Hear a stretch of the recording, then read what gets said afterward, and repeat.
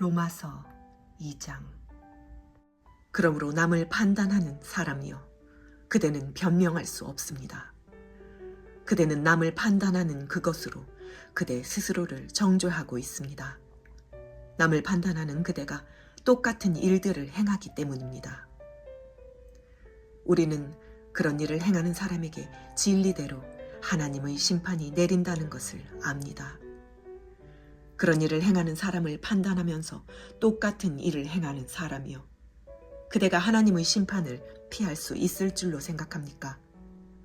아니면 하나님의 인자하심이 그대를 회개로 이끄시는 것을 알지 못하고 그분의 인자하심과 용납하심과 오래 참으심의 풍성함을 멸시합니까? 그대의 고집과 회개하지 않는 마음 때문에 그대는 진노의 날, 곧 하나님의 의로운 심판이 나타날 그날에 그대에게 임할 진노를 쌓고 있습니다. 하나님께서는 각 사람에게 그의 행위에 따라 갚아주실 것입니다.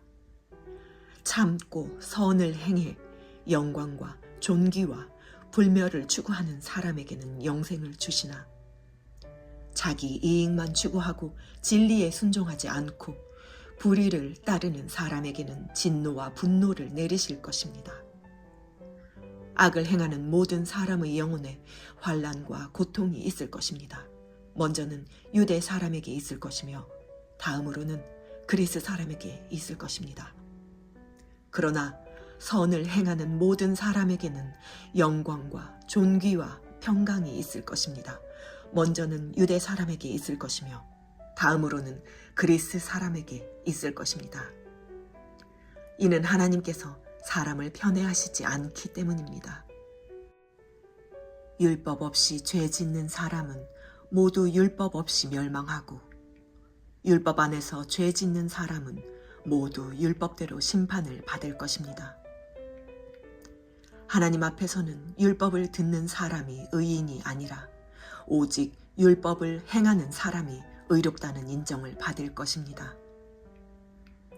율법이 없는 이방 사람이 본성으로 율법의 일을 행한다면 비록 그에게는 율법이 없을지라도 자기 자신이 자기에게 율법이 됩니다.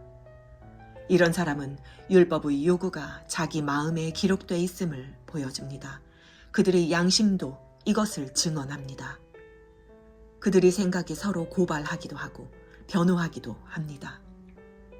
이런 일은 내가 전한 복음대로 하나님께서 그리스도 예수를 통해 사람들의 은밀한 것을 심판하실 그날에 일어날 것입니다.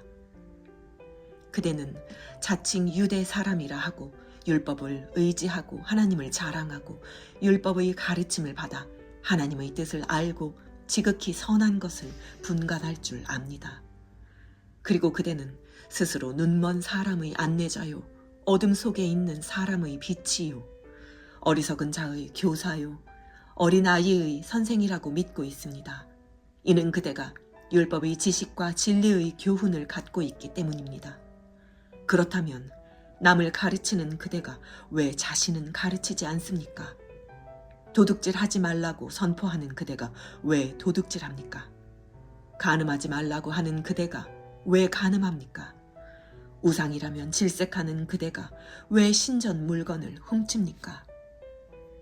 율법을 자랑하는 그대가 왜 율법을 어기고 하나님을 욕되게 합니까?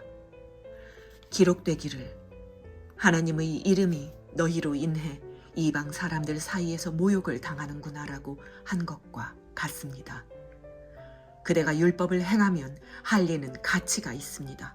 그러나 그대가 율법을 어기면 그대의 할례는 무할례와 같습니다. 할례 받지 않은 사람이 율법의 요구를 지킨다면 그의 무할례가 할례로 여겨지지 않겠습니까?